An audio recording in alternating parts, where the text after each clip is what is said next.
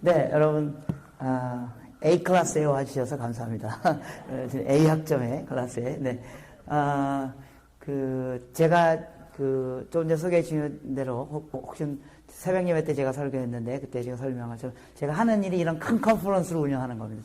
저는 한 6,000명 정도의 컨퍼런스 운영하는데요. 오늘, 이렇게 와서 보니까, 여러분들이 이제 시작한 지 지금 3번째지만 서로 잘 연합해서 일들이 잘 진행되는 거고 너무 감사를 드리고요. 성경은 함께 연합하는 겁니다. 예. 모든 일이 다 연합하는 거지만 성경에 보면 예수님께서 요한복음에 이렇게 얘기했죠. 너희가 하나가 되므로 세상이 너희가 그리스도의 제자인 줄 알게 될 것이다. 여러분, 세상이 그리스도의 제자인 줄 알게 하는 게 뭡니까? 그게 성경하는 겁니다. 예. 그런데 성경은 성교를 우리가 가서 막 밖에 나서 막 찌라시 돌리고, 여러분 찌라시십니까? 찌라시 돌리고 막 전도하고 이런 걸 통해서 일어나는 게 아니라 너희가 하나가 되므로 세상이 너희가 그리스도의 제자인 줄 알게 될 거니라. 예. 우리가 하나 되는 것만 잘해도 세상이 우리가 그리스도의 제자인지, 즉 성교가 일어난다는 겁니다. 예. 그래서 성교할 때 연합하는 일은 매우 중요합니다. 그래서 여러분들이 이렇게 함께 힘을 모으고 연합하는 너무나 아름답고, 특히 저기 있는 목사님들 또 성도님들 다 함께 힘을 합해서 이런 좋은 그런 모임들을 만드는 것에 너무 감사를 드리고요. 이런 걸 통해서 이 북가주 안에 그 성교의 그런 동원들이 일어나길 기대하는 마음이 있습니다. 저기에 주어진 제목이요. 그 성교에 참여하는 창조적인 방법들, 그런 겁니다. 그래서 제가 한 10가지, 11가지 정도의 방법들을 이렇게 좀 나열을 했는데요. 여러분들이 상식적으로 다 아시는 방법일 수 있습니다. 그래서 그것들 좀 같이 몇 가지 살펴보면서 어떻게 성교에 우리가 참여할 수 있을까를 보시면 좋겠습니다. 슬라이드 넘겨주시면요. 네. 첫 번째는요. 네. 첫 번째 슬라이드 넘겨주십시오. 네. 예. 성경을 보면 성교가 보입니다. 예. 그러니까, 우리가 성교하는 이유는 오늘 아침에도 아마 선택식 주제 강의에도 그런 얘기를 닥성 교사님이 하셨고, 제가 새벽 예배도 그런 얘기를 했고, 우리가 성교하는 이유는 성교지에 가봤더니, 거기 불쌍한 사람들이 있더라. 가봤더니 막 우리가 좀 가서 도와주면 괜찮겠더라. 아니면 내가 기왕에 내 인생을 사는 거 해외 다니면서 막 이렇게 하는 인생을 사는 게 좋겠다. 그래서 성교하는 거 아니고요. 성경이 성교를 말하고 있기 때문에 그렇습니다. 예. 성경이 성교를 말하고 있기 때문에. 만약 성경이 성교를 말하고 있다면 우리는 성교를 반드시 해야만 합니다. 예. 그래서 성교는 우리에게 주신 단순한 명령이나 우리가 해도 되고 안 해도 되는 그런 어떤 옵션이 아니라, 선교는 성경 가운데 나타난 하나님의 의도이고 하나님의 계획입니다. 만약 그렇다면 우리가 그 일을 감당하는 것은 우리에게서 너무나 자연스러운 일이라는 겁니다. 성경 구절 한 구절 보시겠습니다. 마태복음 24장 44절부터 49절 말씀입니다. 죄송합니다. 누가복음 24장 44절부터 49절, 누가복음 24장 44절부터 49절입니다. 예. 누가복음 24장 44절부터 49절. 여러분, 구약 성경을 제일 잘 아는 사람은 누구일 것 같으십니까? 구약 성경을 가장 잘 아는 분은 누구일 것 같으십니까? 예수님입니다. 예. 구약 성경을 가장 잘 아는 분은 예수님입니다. 예. 그리고 신약 성경의 내용을 만드신 분은 누구십니까? 예수님입니다. 예. 그러니까 구약 성경과 신약 성경을 통틀어 가장 잘 올바로 이해하고 해석하고 신약 성경의 내용을 만드신 분은 예수님입니다. 그래서 예수님이 무엇라고 말씀하셨는지를 우리가 굉장히 중요하게 알게 됩니다. 예.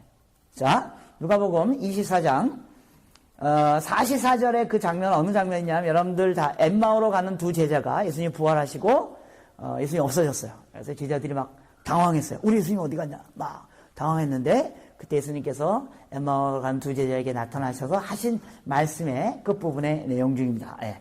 자, 우리 44절 같이 읽겠습니다. 시작. 또 이르시되 내가 너희와 함께 있을 때에 너에게 말한 바 곧 모세의 율법과 선지자의 글과 시편에 나를 가르쳐 기록된 모든 것이 이루어져야 하리라 한 말이 이것이라 하시고, 또 그들에게 마음을 열어 성경을 깨닫게 하시고, 또 이르시되 이같이 그리스도가 고난받고 제3일에 죽은 자 가운데 살아날 것과 또 그의 이름으로 죄사함을 받게 하는 회개가 예루살렘으로부터 시작하여 모든 족속에게 전파될 것을 기록되었으니 너희는 이 일의 증인이라. 볼지어라 내가 너희 아버지께서 약속하신 것을 너에게 보내시리니 너희는 위로부터 성령으로 입혀질 때까지 이 성에 머물라 하시니라. 예. 그러니까 신구약 성경을 가장 잘 아시는 분은 예수님인데 예수님이 성경을 풀어서 뭐라고 말씀하셨냐면 44절에 내가 너희와 함께 있을 때에 말한 바 모세 율법과 선지자의 글과 시편이 나를 가르쳐 기록된 시편에 나를 가르쳐 기록된 모든 것이 이루어지리라 하시니라. 여러분들 모세 율법은 뭘 얘기하는 겁니까? 모세오경죠. 창세기, 출애굽기, 레위기, 민수기, 신명기, 그죠? 그 다음에 선지자의 글, 여러분들 선지자의 글면 뭡니까? 이사에서부터 나중에 말라기서까지 선지자의 글. 그 다음에 시편, 그죠? 시편은 시편, 잠언, 전도, 설계다 시편이죠. 예. 그럼 지금 제가 얘기한 게 뭡니까? 구약성경 전체입니다. 예.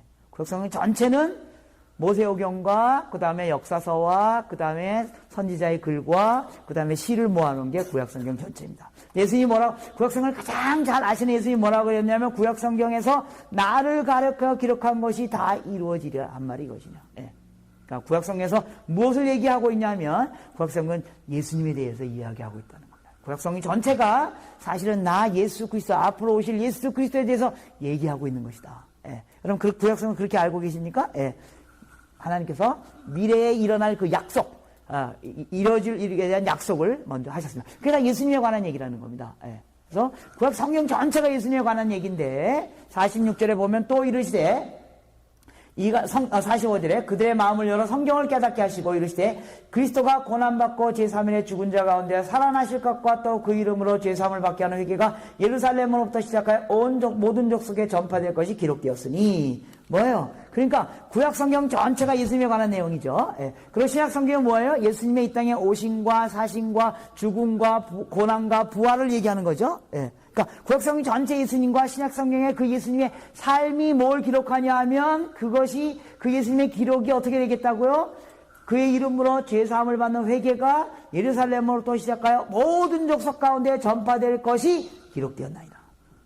예. 그러니까 구약과 신약 성경의 전체 내용이 뭐냐면 예수님에 관한 내용인데 그 예수님으로 말미암아 죄사함을 예수님의 이름으로 말미암아 죄사함을 얻을 수 있는 길이 있다는 사실이 예루살렘으로부터 시작하여 모든 민족 가운데 전파될 것에 관한 기록이 성경이다 이런 뜻입니다. 예. 그러니까 성경이 뭘 말하고 있다고요? 선교를 말하고 있다는 겁니다. 예.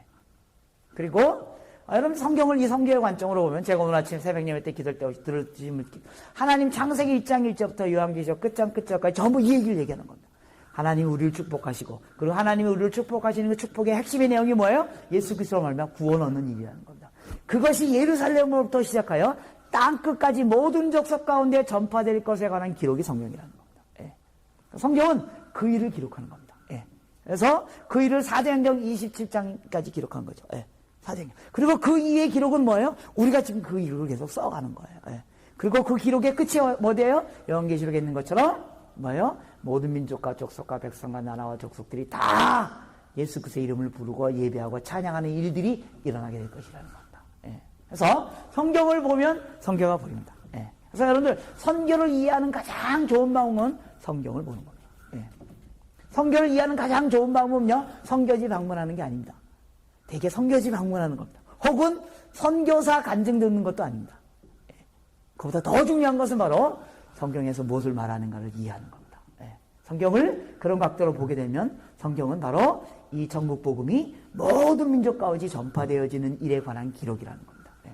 그럼 성경이 만약 그것을 기록하고 있다면 우리가 그 일에 참여해야 되는 것은 우리의 너무나 당연한 우리의 과제일 거라는 겁니다. 그래서 성경을 보면 그래서 여러분들 앞으로 성경을 선교적 관점으로 보는 일이 굉장히 필요합니다. 성경은요, 여러분의 구원에 관한 이야기를 기록되어 있지만 그보다 훨씬 더 큰 내용을 기록하고 있습니다. 무엇을 기록하고 있다고요? 하나님의 목적을 기록하고 있는 겁니다. 하나님이 무슨 생각을 하고 계신가? 하나님이 무슨 생각을 하고 계시냐면 모든 민족에까지 복이 들어가고 그들이 구원받게 하는 하나님의 계획이 성경 가운데 기록되어 있고 그 계획의 일부가 바로 우리가 구원을 받는 거라는 겁니다. 그리고 그 계획의 끝은 어디입니까? 모든 민족과 족속과 백성과 나라와 방언들이 다 복을 받는 그 일이라는 겁니다. 성경이 그것을 이야기하고 있다는 겁니다. 네. 그래서 성경은 한 권의 책입니다. 한 권의 책이고 하나의 주제입니다. 그 하나의 주제는 하나님이 모든 민족에서 영광과 찬양과 경배를 받으시겠다는 겁니다. 네. 그래서 만약 이것이 성경의 주제인 것을 우리가 확신하게 된다면 그러면 성교에 참여하는 것은 너무나 쉬운 일입니다. 왜요? 성경이 요구하는 삶을 사는 것이 우리의 삶이기 때문에요. 네. 자, 그래서 근데 이제 성경이 우리에게 얘기하는 것 중에 또 한 가지 우리가 성경 중에 자세히 살펴봐야 했던 것은 성경이 하나님께서 우리에게 두 가지 명령을 하셨습니다. 하나는요, Great Commission이라고 말하는 보통 마태복음 28장 19절 20절. 그러므로 너희는 가서 모든 족속으로 제자를 삼아 아버지와 아들과 성령의 이름으로 세례를 주고 내가 분부한 것을 가르쳐 지켜 행하게 해라. 그래서 그러므로라는 말은 무슨 말입니까? 예수님께서 맨 마지막에 마태복음 맨 마지막에 그러므로라고 말했습니다. 여러분 보통 대화할 때 그러므로라는 말을 언제 씁니까? 예, 내가 이제까지 쫙 다 얘기해 왔으므로 이런 뜻입니다.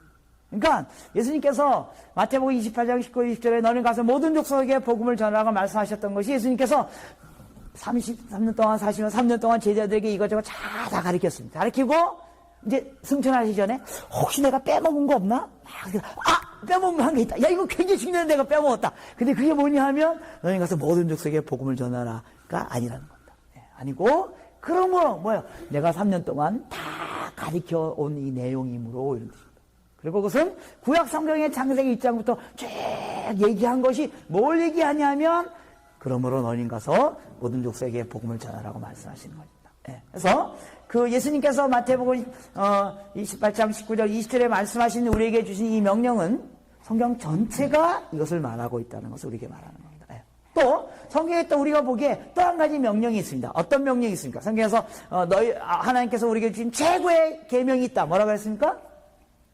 내 하나님을 사랑하고 내 이웃을 내 몸같이 사랑하. 내 하나님을 몸과 마음과 뜻을 다해 사랑하고 내 이웃을 사랑하. 성경에 나와 있는 이 두 가지 큰 명령이 있습니다. 하나는 모든 민족 가운데 가서 복음을 전하라는 명령이고요. 또 하나는 하나님을 사랑하고 이웃을 내 몸같이 사랑하라는 명령입니다. 이 두 가지 명령이 성경에 나와 있는 아주 중요한 명령입니다. 그런데요, 이 두 가지 명령 중에 그 두 번째 하나님을 사랑하고 이웃을 사랑하라면 Great Command, 하나님을 사랑하는 이 Great Command는요, 우리가 계속 해야 할 일입니다. 지금도 해야 되고요, 내일도 해야 되고요. 여러분, 예수님 오시면 재림하시면 여러분 하나님 안 사랑할 겁니까? 예수님 오시고 예수님 재림하시고 하나님 나라가 이 땅에 임해도 우리가 하나님 사랑하고 이웃을 사랑하는 거죠. 이건 계속 끝까지 하는 일입니다. 그런데 첫 번째 Great Commission, 너희는 가서 모든 족속에게 복음을 전하라고 하는 이 하나님의 대위명령은 완수해야 할 명령이라는 겁니다. 우리가 끝내야 할 명령이라는 겁니다. 왜 그렇습니까? 마태복음 24장 14절에 여러분들이 너무 막 한꺼번에 많은 걸 들으니까 막 이렇게 좀 힘드시죠? 네. 마태복음 24장 14절에 뭐라고 했습니까? 이 천국 복음이 모든 족속 가운데 증거되기 위하여 전파되리니 그때야 끝이 오리라. 여러분 이 생 언제 끝난다고요? 예. 여러분 이 생이 끝난다는 말이 의미하는 바가 뭐예요? 이 생이 끝난다는 말은 예수님이 재림하신다는 말입니다. 이 땅에 하나님 나라가 임한다는 겁니다. 예수님이 재림하고 하나님 나라가 이 땅에 임하기 위해서 어떤 일이 일어나야 된다고요? 이 천국 복음이 모든 족속 가운데 전파될 것이라는 겁니다. 이 천국 복음이 모든 족속 가운데 전파되는 일이 끝나야지만 예수님 재림하신다는 겁니다. 예. 그러니까 Great Commission, 즉 복음을 모든 민족 가운데 전해야 되는 일은 우리가 해도 되고 안 해도 되고 혹은 일어나도 되고 안 일어나도 되는 일이 아니라 분명히 어느 시점을 갖고 분명히 일어나야 할 일이라는 겁니다. 하나님을 사랑하고 이웃을 사랑하는 것은 계속 있는 일이라는 겁니다. 지금도 있고 내일도 있고 또 예수님 오신 다음에도 있고 그건 계속 해야 할 일입니다. Great Commission은 우리가 끝내야 할 일이라는 겁니다. 예. 그래서 우리가 세계복음화를 왜 해야만 하는가? 이게 끝나야지만 예수님 재림하시기 때문에 그렇습니다. 여러분 예수님 재림하시기 원하십니까? 네. 또 라면이 없으시군요. 제가 다시 한번 묻겠습니다. 여러분 예수님이 오늘 밤이라도 오시기를 원하십니까? 네. 왜요? 예수님 오시는 게 우리에게 이 땅에 하나님 나라가 임하는 게 그게 우리의 삶의 목적이기 때문에 네. 예수님 오시는 게. 네. 그런데 성경은 그 예수님이 언제 오시냐면 이 천국 복음이 모든 족속 가운데 전파될 때만 예수님 오신다. 저 여러분 모두의 소망이 뭐냐면 이 땅에 예수님 재림하시는 겁니다. 하나님 나라가 이 땅에 오는 겁니다. 네. 그래서 우리가 그걸 다 원해요. 예수 믿는 순간부터 우리는 그것을 우리의 소망이에요. 근데 그 소망이 성취되려면 복음이 땅끝까지 전파되어야만 한다는 겁니다. 네. 제가요 교회 가서 이 연세가 좀 있으신 분들한테 가가지고 여러분 예수님이 재림하시기를 원하십니까? 오늘 밤이라도 천국이 이 땅에 오기를 원하십니까? 그럼 아멘! 큰 소리 나옵니다. 예. 여러분이 아십니까? 다 사셨다 이거죠. 예. 예수님이 오시면 된다 이거죠. 예. 제가 젊은이도 있는데 그 교회 가가지고 여러분 오늘 밤이라도 예수님 오시기를 원하십니까? 그럼 아멘. 그러면 또 제가 이 가난한 사람, 좀 이렇게 좀 삶이 힘들고 고달프신 분들에게 가서 여러분 오늘 밤이라 예수님 오시기를 원하십니까? 그럼 아멘! 그래요. 근데요, 좀 약간 좀 이렇게 잘 살고 좀 부자 동네에 가서 제가 이렇게 설교하면 여러분 오늘 밤이라 예수님 오시기를 원하십니까? 그러면 아멘. 오시려니 먹고 가냐. 뭐, 안 와도 좋다 이거죠. 뭐, 먹을 거 있고, 갈 데 있고, 뭐. 예. 제가 젊은이들에게 설교를 하면요. 예수님 오시기를 원하십니까? 그럼 별로 반응이 없어요. 이 사람들이 왜 예수님 오시기를 원해? 그 아름다운 예수님의 재림을 왜 원하지 않을까? 왜 그런지 아십니까? 해답이 성경에 있어요. 성경에 보니까 이렇게 되죠. 천국은 눈물도 없고, 슬픔도 없고, 애통한 일도 없고, 시집간 일도 없고, 장가간 일도 없고. 이 젊은이들이 시집장가 안 가봐가지고, 예수님 오실래도 저 시집장가 간 다음에 오십시오. 그럼 뭐, 여러분, 그러나 시집가도 장가가도 빨아야 할 기저귀가 있다는 사실 아시죠? 시집가도 장가가도 슬픔이 있고, 여러분, 아무리 풍요롭게 살아도, 아무리 없는 것 없이 살아도, 그러나 우리의 완전한 회복, 우리의 완전한 그 상처로부터 벗어남, 우리의 모든 것의 최고의 상태는 예수님 재림하실 때입니다. 그게 우리 모두의 소망이에요, 사실은요. 근데 그 예수님이 언제 오시냐면, 이 복음이 모든 땅끝에 전파되어 예수님 오신다는 겁니다. 여러분, 이거 정말로 믿으십니까? 예. 그런 복음이 모든 땅끝까지 전파되게 할 일은 우리에게서 아주 시급한 일입니다. 왜요? 저와 여러분의 인생에 가장 시급한 일은 예수님이 다시 오시는 거기 때문에 그렇습니다. 예. 그래서 여러분들, 이 성경의 그림을 보면 성교가 보이는 겁니다. 이 성경의 사실을 알게 되면 성교에 참여하는 일이 일어나게 될 것입니다. 그래서 여러분들이 성교에 참여하는 가장 첫 번째 방법은 성경을 보는 겁니다. 그리고 성경이 그것을 말하고 있다는 사실을 깨닫는 겁니다. 네. 두 번째, 넘겨주시면, 계속 넘겨주십시오. 죄송합니다. 예. 또 넘겨주시고요. 넘겨주시고, 예. 시간이 없어서 그냥 넘어가도록 하겠습니다. 넘겨주시고, 네. 그래서 또 넘겨주시고, 네. 넘겨주십시오. 네. 또 계속 넘겨주십시오. 죄송합니다. 이 카스리가 넘겨야 되는데. 예. 두 번째, 역사를 보면 성교가 보입니다. 예.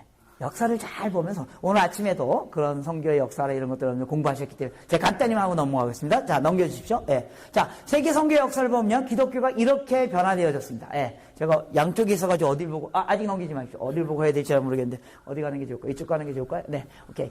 자, AD 100년만 해도 기독교는 이스라엘 중심으로 머물러 있었습니다. 그리고 AD 400년경에 로마 지역이 복음화되어졌습니다. 예. 그리고 AD 1200년경에 저기 빨간색 유럽이 복음화되어졌습니다. 물론 그 사이에 AD 600년경에 중국도 복음화되어졌고 인도에도 복음이 들어갔지만 복음의 전체적인 가장 큰 주요 흐름은 AD 1200년까지 유럽이 복음화되어졌습니다. 그래서 기독교가 AD 1년에 시작됐는데 유럽이 복음화되는데 1200년이 걸렸습니다. 예.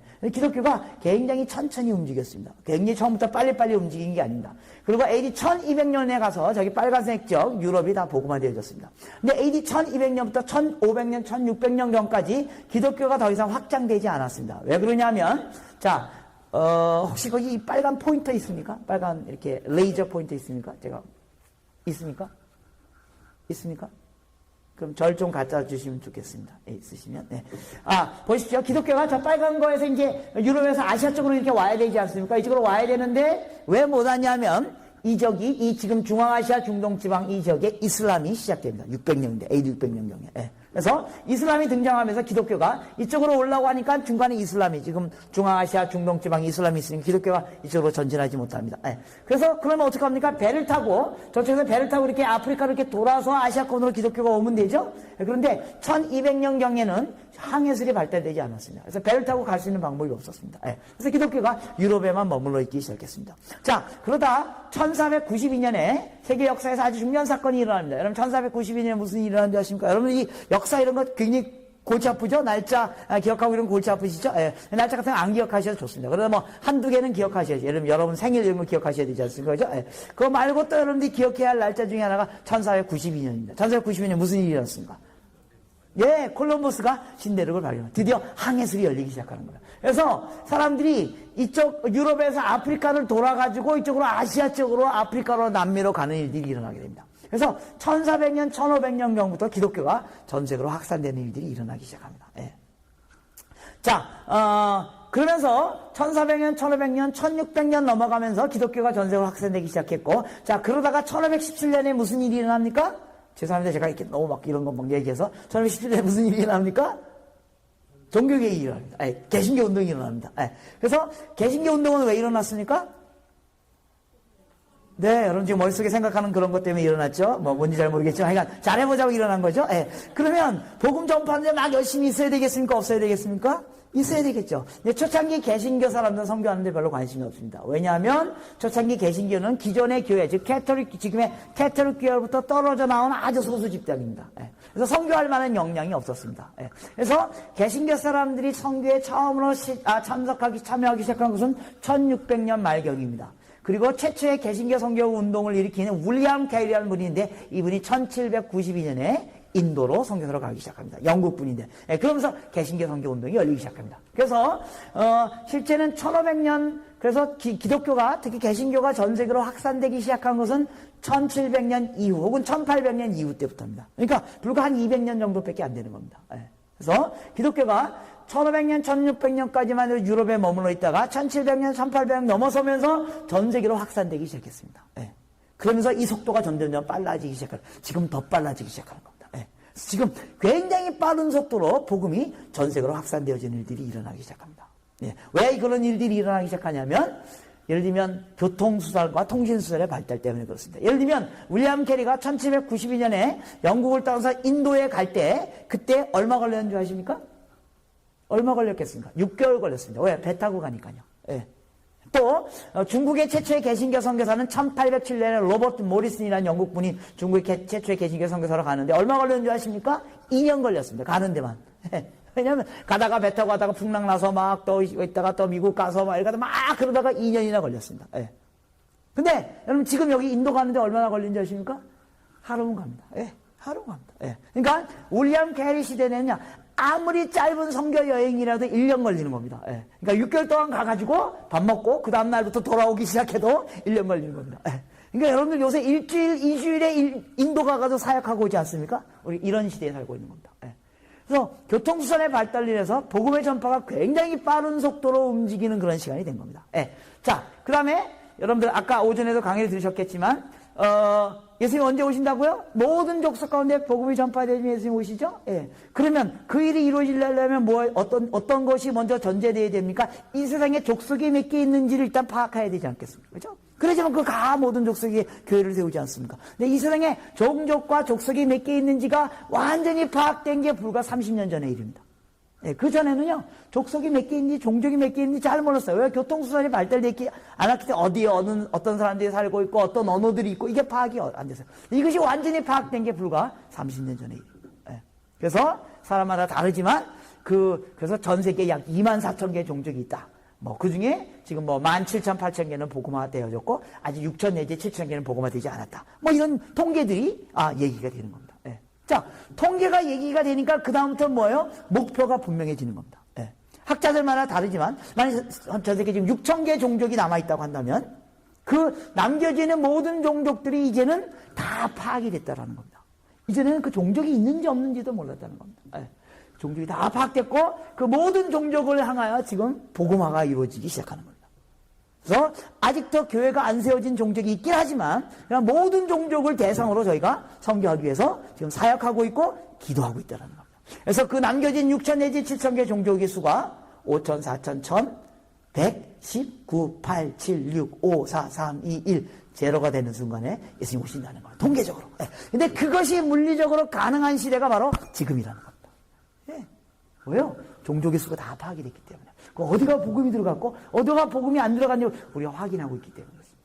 그래서 최근에 선교학자들이 무슨 얘기를 합니까? The close of world mission. 세계의 선교가 끝맺힘을 할 수 있는 가능성이 있는 시대에 지금 우리가 살고 있다는 거예요. 예.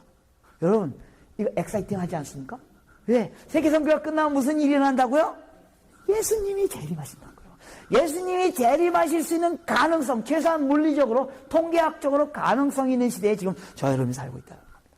네. 그래서 역사를 보면 성경가 보이기 시작해요. 그래서, 예수님, 가능하면 제가 살아있는 동안에, 우리가 살아있는데, 우리 세대가 살아있는 동안에 모든 족속 가운데 복음이 전파되고 예수님이 재림하시는 그 역사 우리가 보기를 원합니다. 네. 이 마음이 우리 가운데 생기게 된다는 겁니다. 자, 넘겨주십시오. 네. 또 넘겨주시고요. 또 넘겨주시고요. 예, 계속 넘겨주십시오. 예, 시간이 좀 부족해서 제가 그냥 넘어가면서 자세한 설명은 안 하겠습니다. 예, 그 다음에 그 다음에 세계를 종교로 보면요, 세계가 저렇게 되어 있습니다. 저기 초록색으로 되어 있는 이슬람권이거든요. 제가 이제 내일 전체 강의할 때 좀 더 설명하겠지만요. 그리고 노란색으로 되어 있는 지역이 불교권입니다. 그리고 파란색으로 된 것이 힌두교권입니다. 나머지 흰색으로 된 지역이 다 기독교권입니다. 기독교가 굉장히 많이 전파가 됐죠. 그래서 이제 나머지 불교권과 힌두교권과 무슬림권만 복음화되어지면 세계 복음화가 완성되어진다는 겁니다. 그래서 저 지역이 위도로 10도, 40도 창지역입니다. 위도 10도, 40도. 그래서 1040 윈도우. 아까 루시부시 그 목사님이 만들어낸 개념이죠. 저 지역을 우리가 집중적으로 복음화하면 세계 복음화 끝나는 가능성이 있는 시대에 저희가 살고 있다는 겁니다. 그래서 여러분들 이런 역사적 발전 과정을 보게 되면 오케이, 역사는 뭐예요? 끝을 향하여 가고 있습니다. 근데 그 끝이 가까이 오고 있다는 겁니다. 그래서 이 끝의 역사의 끝맺음을 우리가 감당해야 할 그런 의도가 생기는 것입니다. 자, 그 다음 그림이요. 네. 또 넘겨주십시오. 네. 넘겨주시고, 계속 넘겨주시고, 또 넘겨주시고, 네. 넘겨주십시오. 제가, 이건, 나중에 다시 설명을 하도록 하겠습니다. 자, 세 번째, 세계 선교 상황을 보면 성교가 보입니다. 예. 또 세계가 지금 선교가 어떻게 진행되고 있는가를 보면 성교가 보이기 시작하는 겁니다. 넘겨주십시오. 네. 또 넘겨주십시오. 네. 자, 제가 이미 설명했죠? 세계 선교 상황. 또 넘겨주시면요. 네. 자, 이 그림을 보시면, 네. 보십시오. 그런데, 아까 조금 전에 봤던 그림은 세계를 종교로 본 겁니다. 근데 이 그림은 세계를 인구로 보면 세계가 이렇게 바뀐다는 겁니다. 네. 그러니까, 대부분의 인구가 어디에 살고 있습니까? 초록색 지역에 살고 있죠? 그리고 붉은색은 아프리카 지역입니다. 아프리카 지역의 서부, 북부, 동부 아프리카. 세계 인구가 다 거기에 있습니다. 그러니까 아프리카 지역도 중부 아프리카, 남부 아프리카는 기독교 지역이거든요. 근데 서부, 북부, 동부 아프리카 지역은 이슬람 지역입니다. 근데 세계 인구가 거기에 다 있다는 거예요. 그 나머지 인구가 어디입니까? 서아시아, 동아시아, 중남아시아, 동남아시아. 여기에 다 있다는 겁니다. 그래서 이 초록색 지역과 붉은색 지역이 이 지역의 세계 인구가 많이 있는데 그 지역이 조금 전에 그림에서 본 것처럼 이슬람권과 불교권과 힌두교권이라는 겁니다. 그래서 이런 여러분이 살고 있는 북미주 지역이에요. 보십시오. 이쪽에 맨날 보라색 지역인데요. 보라색 북미에 살고 있는 인구는 저만큼밖에 안 됩니다. 예. 미국이 세계에서 차지하는 영향은 굉장히 크지만 실제 그 안에 살고 있는 인구는 전 세계적으로 비교할 때 일부분이라는 겁니다. 오히려 더 많은 인구가 아시아, 서아시아, 동아시아, 여러분 예를 들면 중국의 인구가 얼마인지 아십니까? 중국의 인구가 얼마가 13억이요? 13억 옛날 얘기 거죠? 송성년의 중국의 인구가 얼마입니까? 16억입니까? 예. 재작년에 13억이라도 하루 사이에 바뀌죠? 16억. 예. 그 다음에 또 굉장히 큰 나라가 인도입니다. 여러분 인도 인구가 얼마인 줄 아십니까? 예.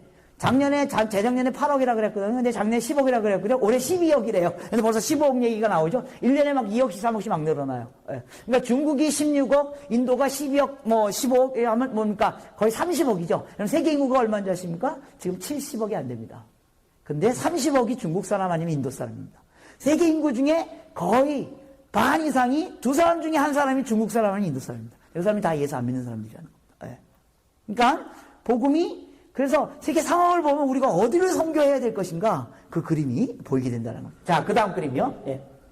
넘겨주십시오. 또 넘겨주시고. 예. 그래서 복음의 관점으로 보면요. 세계 사람들을 세 그룹으로 나눌 수 있습니다. 첫 번째 넘겨주시면요. 첫 번째 그룹은 뭡니까? 예수를 따르는 사람, 예수 믿는 사람. 예. 서로 크리스찬들입니다. 예. 크리스찬들이 세계 인구의 약 3분의 1 정도를 차지하고 있습니다. 두 번째 넘겨주시면요. 그 다음에 복음을 들었지만 반응하지 않는 사람. 무슨 말입니까? 교회가 있는 지역에 있는 예수 안 믿는 사람 이런 뜻입니다. 예. 복음을 들었지만 반응하지 않는 사람. 예. 이 사람들이 세계 인구의 약 40% 정도를 차지하고 있습니다. 예를 들면요. 산호세 지역에도 예수 믿는 사람이 있고 예수 안 믿는 사람이 있죠. 그죠? 예.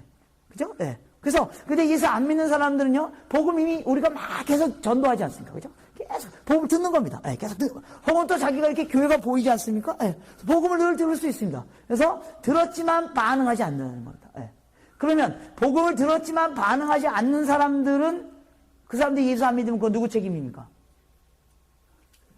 자기네들 책임입니다. 자기네들 책임입니다. 예, 우리가 전도했는데 그들이 반응하지 않는다. 이건 자기네들 책임입니다. 예, 거기에 대한 우린 책임하고 우린 복음을 전하기만 하면 됩니다. 그 인구가 세계 인구의 약 40% 정도 차지하고 있습니다. 그 다음에 또 한 그룹이 있는데요. 세 번째 그룹은요. 세계 인구 약 25 내지 30%를 차지하고 있는데 복음을 한 번도 들어보지 못한 사람입니다. 복음을 들어보지 못했기 때문에 복음에 반응하지 않는 사람들이 있다는 겁니다. 예. 그러면 이들에게 대한 책임은 누구에게 있습니까? 우리에게 있다는 겁니다. 예. 그래서 우리가 그들에게 복음을 전하지 않았기 때문에, 전했는데도 그들이 안 들었다. 이건 우리 책임 아닙니다. 예. 전하지 않았기 때문에 그들이 복음을 듣지 못했다. 우리 책임이라는 겁니다. 예. 그래서 이런 세계 선교 상황을 알면 우리가 선교에 참여하게 된다는 거예요. 넘겨주십시오. 예. 세계 인구 중에 4명 중에 1명은 복음으로부터 단절되어졌다. 즉 복음을 스스로 복음을 전할 수 있는 교회가 그 자기 민족 안에 없다라는 겁니다. 예. 그래서 선교사가 가서 하는 일은 뭡니까? 그 민족이나 족속에 가가지고 그 민족과 족속을 100% 다 예수 믿게 하는 게 선교사 일이 아닙니다. 선교사 일은 그 민족이나 족속 안에 스스로 복음을 전할 수 있는 교회를 만들어주는 겁니다. 예. 그러면 그들에게 복음을 전할. 그러면 한국 사람에게 복음을 가장 잘 전할 수 있는 사람은 누구입니까? 한국 사람들입니다. 예. 그래서 그런데 왜 그렇게 가능하냐면 이미 한국 안에 복음을 전할 수 있는 교회가 있기 때문에 그렇습니다. 그래서 선교사의 역할은 바로 그것을 만들어주는 겁니다. 그 다음이요. 예. 자, 그래서 조금 전에 본 것처럼 세계 인구의 33%, 노란색으로 보면 33% 정도는 예수 믿는 사람들이고요. 그 다음에 밑에 주황색으로 되어 있는 거 40% 정도는 교회가 있는 지역에 예수 안 믿는 사람들입니다. 그런데 세계 인구의 약 27% 정도는 교회가 없고 스스로 복음을 전할 수 있는, 물론 저 안에 그리스도인들이 몇 명 있고 교회가 한두 개 있을 것입니다. 그러나 그 교회가 너무 약하기 때문에 자기네 스스로 자기네 족속들에게 복음을 전할 수 있는 능력이 없는 그런 집단들이 27%가 있다는 겁니다. 자, 하나 더 넘겨주시죠. 그런데 그렇다면 거기에서 일하는 선교사들의 숫자는 뭐냐? 보면요, 보십시오. 세계 선교사들 중에 혹은 세계 크리스찬 사역자들 중에 80% 이상이 다 뭡니까? 이미 기독교인들이 있는 기독교인들을 대상으로 사역하고 있다는 거예요. 예. 그리고 예수 믿는 지역에 있는 예수 안 믿는 사람, 즉 주황색을 위해서 사용하는 사역자들이 17%고요. 그 다음에 저 27%, 즉 복음이 하나도 없는 곳, 교회가 하나도 없는 곳, 거기에서 일하는 사역자는 2.5%밖에 안 된다는 겁니다. 예. 그러니까 원래대로 하려면 우리의 목표가 뭡니까? 이쪽 그림에 있는 이 빨간색 지역이 없어지게 하는 거죠. 이 가운데 교회가 세워지게 하는 거죠. 그렇다면 뭡니까? 우리의 많은 선교 자원이 이 빨간색 지역에 집중해야 된다는 겁니다. 그런데 현재는 우리의 많은 자원들이 이 노란색 지역, 기존교회 혹은 기존교회가 있는 예수 안 믿는 사람들을 향해서 대부분의 자원과 인력이 투자되고 있다. 물론 거기도 사역이 있어야 된다. 거기도 선교사가 필요합니다. 그러나 비율이 맞지 않는다는 겁니다. 예. 그래서 더 많은 자원들이 빨간색 지역, 즉 복음화되지 않은 지역으로 가야만 하는데 2.5% 정도의 자원만이 이 지역을 향해서 사용되어지고 있다는 겁니다. 예. 그래서 이 상황을 보시면 여러분들이 우리가 선교해야 되겠다. 예를 들면 이런 세계 선교 통계를 내는 분 중에 데이빗 베렛이라는 분이 있습니다. 그분이 매년 한 번씩 통계를 내는데요. 이분이 재미나는 통계를 냅니다. 세계 인구가 몇 명이고 기독교인은 몇 명이고 이런 통계를 내는데 몇 년 전에 이런 통계를 냈습니다. 한 해 동안 미국 교회에서 여러분 교회에서 그 도둑놈들이 들어와서 물건을 훔쳐가지 않습니까? 교회는 되게 이렇게 막 문을 열어놓지 않습니까? 뭐 그렇죠? 그래서 도둑놈들이 들어와서 뭐 이런 것도 가져가고 이런 거 떼가고 막 그렇습니다. 예. 그래서 뭐 컴퓨터도 가져가고 막 이렇게 나도 막 가져가게 됩니다. 예. 그래서 1년 동안 미국 교회가 1년 동안 도둑놈들이 들어와서 물건을 훔쳐가는 그 돈의 양을 전체 다 더한 거하고 미국 교회가 선교에 사용하는 돈을 전체 다 더하면 어디가 큰지 아십니까? 이쪽이 더 많다는 거예요. 이게 오늘 교회 현실입니다. 예.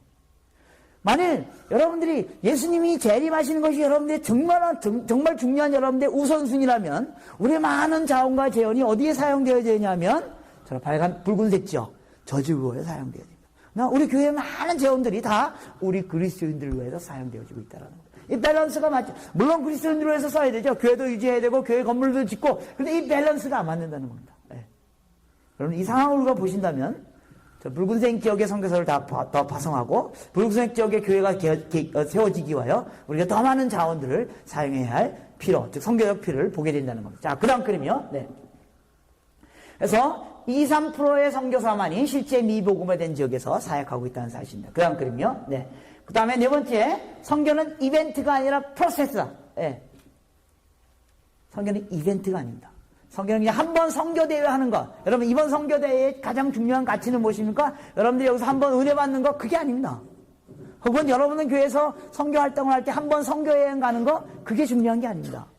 선교는 한 번의 이벤트가 아닙니다. 프로세스입니다. 왜요? 모든 민족이 구원을 얻는 그 일은 아주 굉장히 긴 프로세스입니다. 예를 들면 여러분이 예수 믿게 되는 과정, 이렇게 굉장히 긴 시간이 걸렸습니다. 예. 여러분이 선교지에 가서 한번 선교여행 한다고 선교가 이루어지는 거 아닙니다. 예. 선교는 오랫동안 한번 선교대회 한다고 선교가 이루어지는 거 아닙니다. 한번 여러분들 이번 선교대회에서 큰 은혜를 받았다 할지라도 그것이 그냥 이례적인 은혜로만 그친다면 별 의미가 없는 겁니다. 예. 선교는 이벤트가 아니라 프로세스입니다. 왜냐하면 한 사람이 예수 믿게 되는 것은 긴 시간이 필요하기 때문에, 한 지역에 교회가 세워지는 것은 엄청난 시간이 필요하기 때문에, 오늘날 교회의 그 선교 운동의 문제점 중에 하나는 선교를 자꾸 이벤트로 생각하는 겁니다. 지역교회에서도 선교여행 가는 거, 그게 선교야. 선교여행 가는 게 선교가 아닙니다.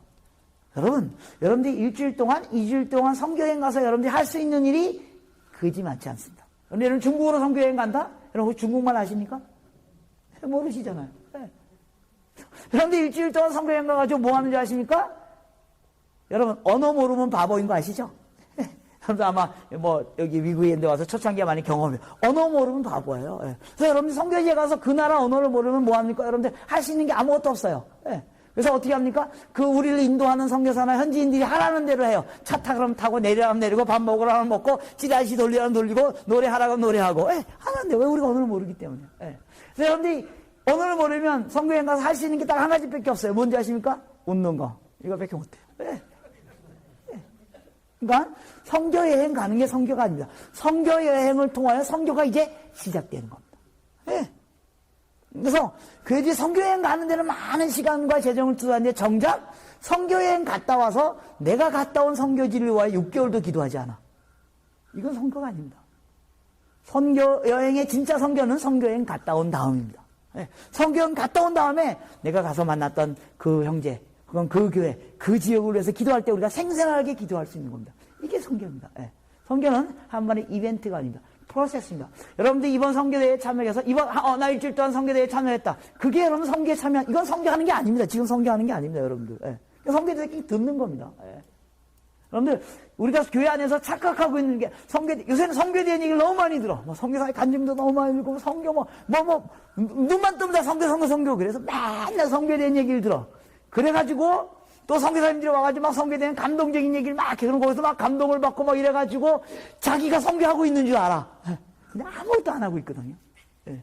선교는 이벤트가 아닙니다.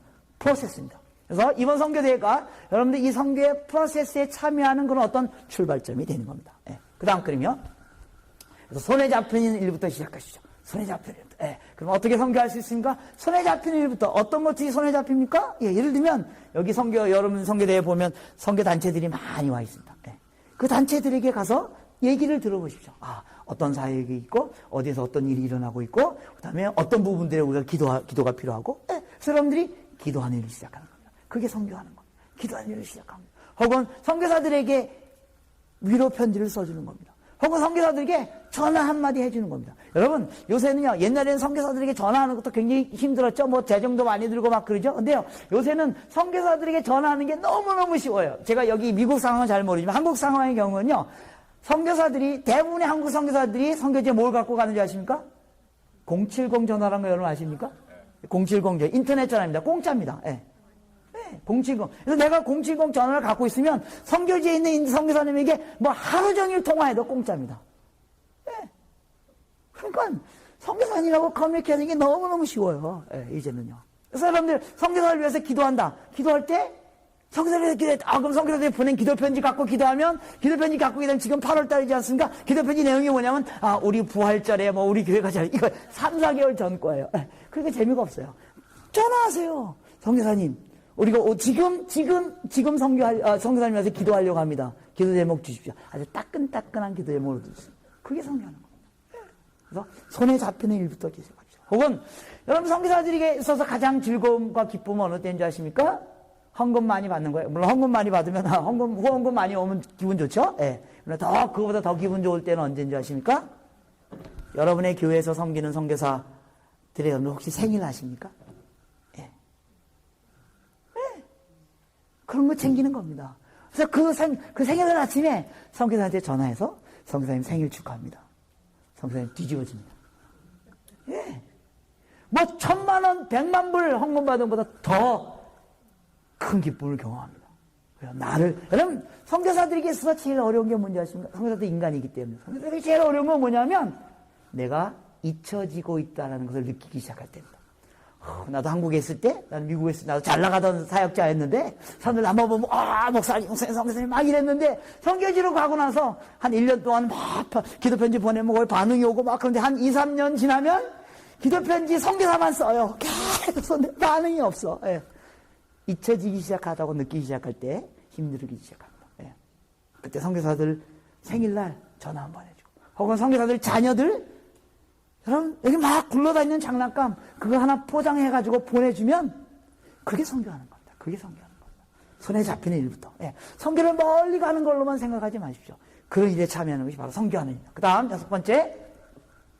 한 나라와 종족에 집중하십시오. 예, 여러분들이 여러 민족과 족속소를 다루는 것이 아니라 한 민족 한 나라에 집중하는 겁니다. 그래서 기도할 때도 한 민족 한 나라, 여러분 이번 선교대회를 통해서 여러 나라와 민족에 대해서 여러분 선교 보고를 듣고 보게 될 것입니다. 그 중에서 어디를 위하여 기도할 것인가? 그 중에 하나 내지 두 개만 결정하면 됩니다. 예. 어디를 위하여 기도할까? 막 고민할 필요 없습니까?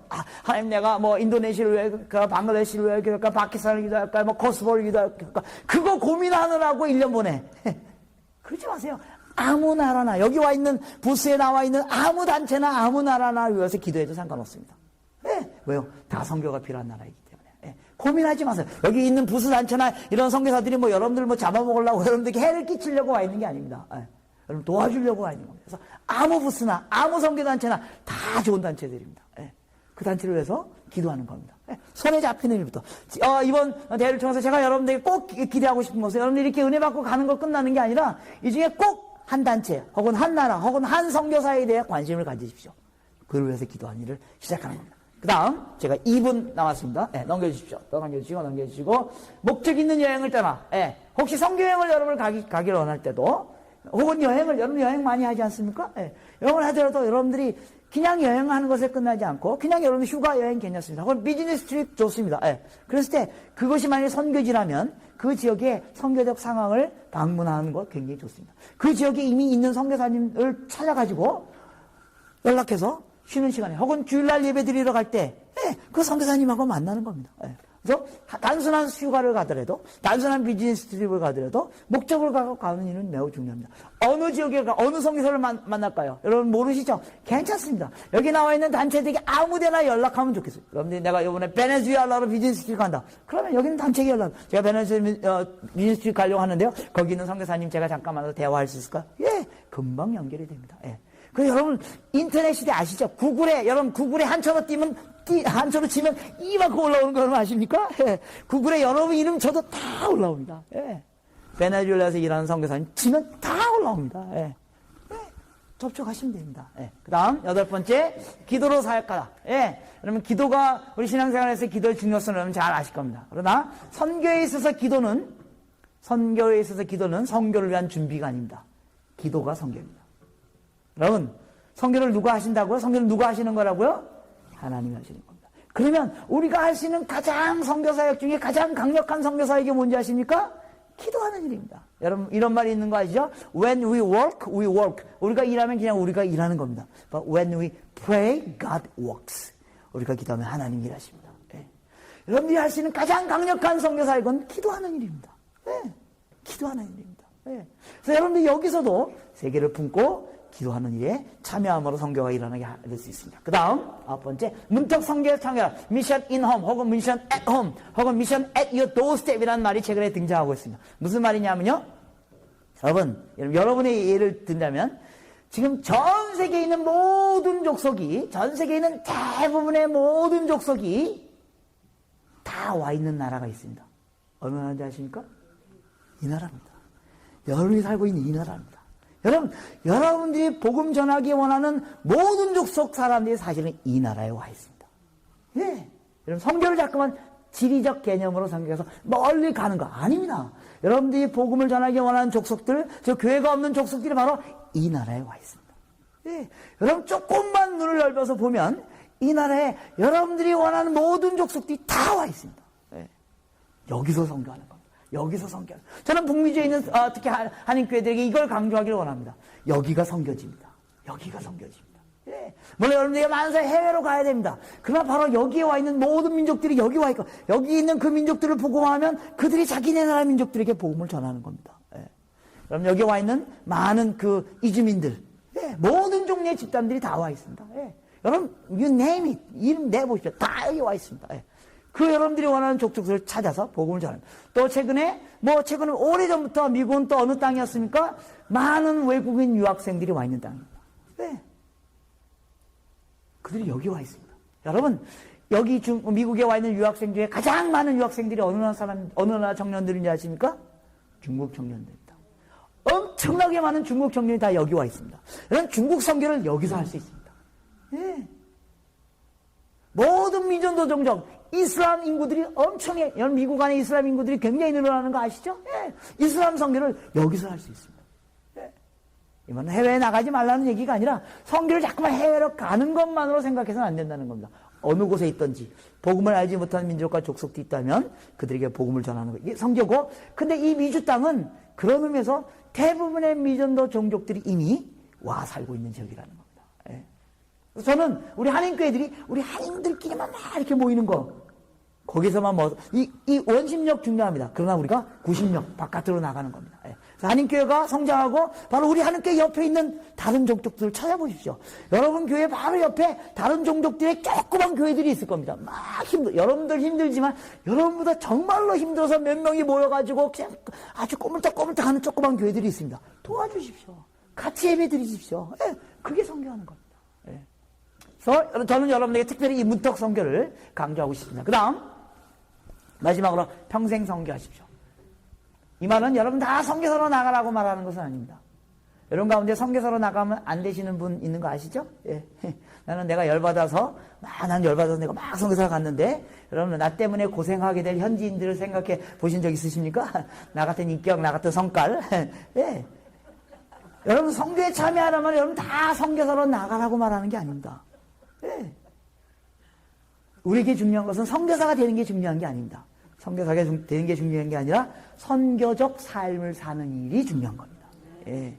선교사가 되던 국내에 있던 해외에 나가던, 예, 어느 곳에 있던 거기서 하나님의 영광을 보여 우리 가운데 복음이 전파되지 않은 족속들이 있다면 그들에게, 여러분 풀타임 사역자가 아니라도 상관없습니다. 여러분 세계 복음화의 역사는 풀타임 사역자들에서 이루어진 거 아닙니다. 소위 말하는 일반 성도들에 의해서 이루어졌습니다. 여러분 직장에서 일하면서, 여러분 가정에서 아이들 키우면서 조그만 방에서 그 아이들 키우지만 그러나 그 조그만 방에서 세계를 품고 기도하는 거, 그게 선교하는 겁니다. 그 일 통해서 여러분들이 모두 선교에 참여하는 놀라운 역사가 일어나기를 축복합니다. 예. 마치겠습니다. 감사합니다. 빨리 또 본당으로 돌아가시면 좋겠습니다. 네.